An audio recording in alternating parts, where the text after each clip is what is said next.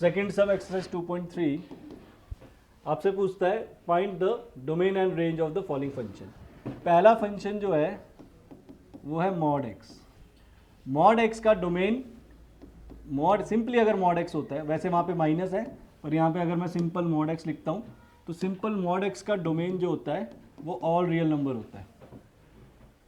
All real number, आप simply real number लिख सकते हैं। और जो रेंज होता है, रेंज हमेशा इसके पॉजिटिव रियल पॉजिटिव नंबर ही इसकी रेंज होते हैं।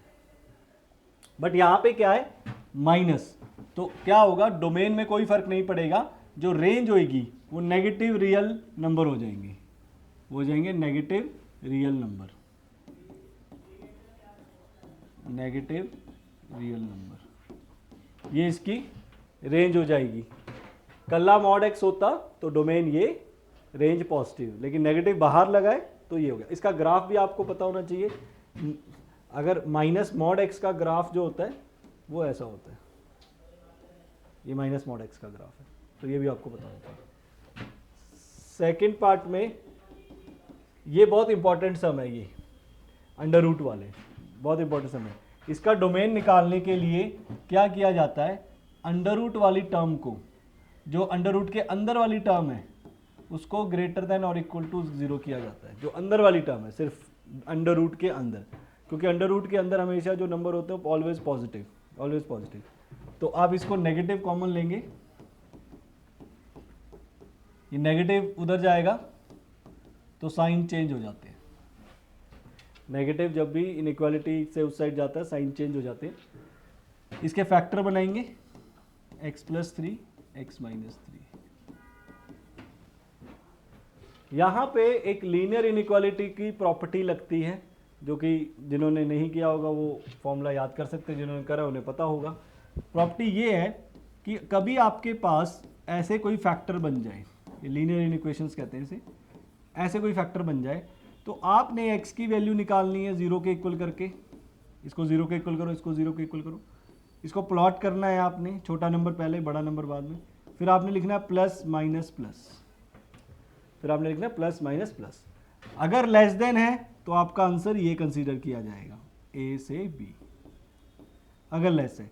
ग्रेटर होगा तो ये वाले आंसर लिखे जाते हैं, -∞ to a b to infinity.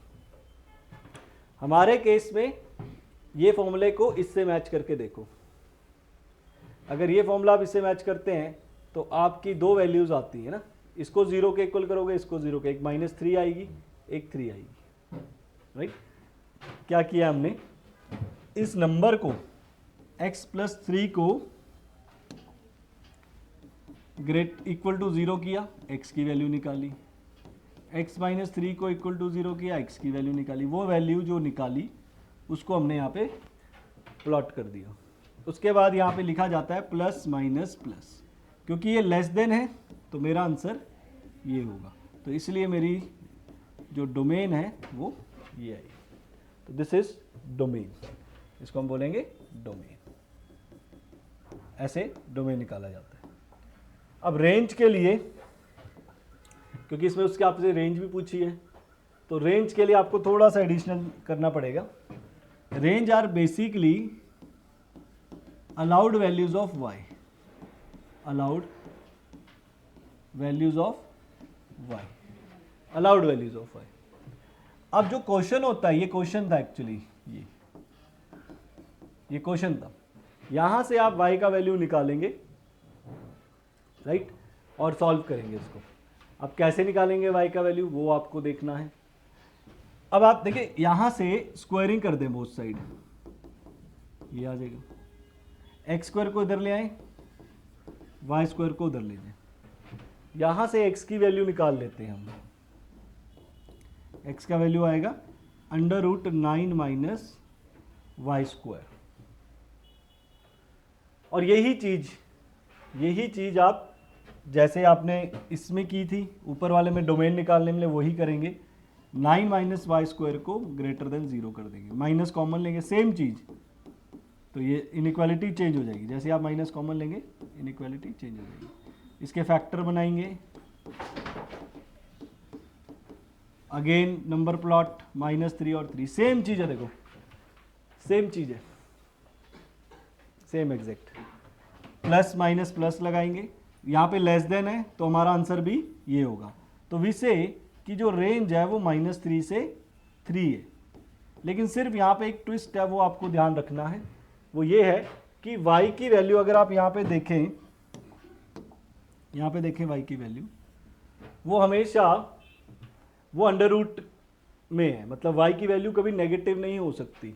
Reason being ये पूरा कभी भी आपको आंसर नेगेटिव में नहीं देगा, क्योंकि negative of under root is not defined, negative of under root is not defined. बस आपको थोड़ा सा माइनर सा चेंज करना है, वो क्या करना है, जो रेंज को ये ना लिखते हुए, मतलब आपको इसको काट के आपको माइनस की जगह यहाँ पे 0 कर देना है। रीजन बीइंग वो मैंने आपको बता दिया, कोई भी अंडर रूट का आंसर कभी भी नेगेटिव नहीं आ सकता। x की वैल्यू तो हो सकती है नेगेटिव, क्योंकि x यहाँ जो पुट करोगे तो ये पॉजिटिव में ही बनेगा आंसर, चेक करके देख लो आप, -3 -2 पॉजिटिव देख, लेकिन y का आंसर कभी नेगेटिव नहीं आएगा। अगर आ भी जाएगा तो वो नॉट, उसको लिखते ही नहीं है, negative of under root is not defined. तो इसलिए इसका रेंज ये रहेगा और डोमेन वो रहेगा।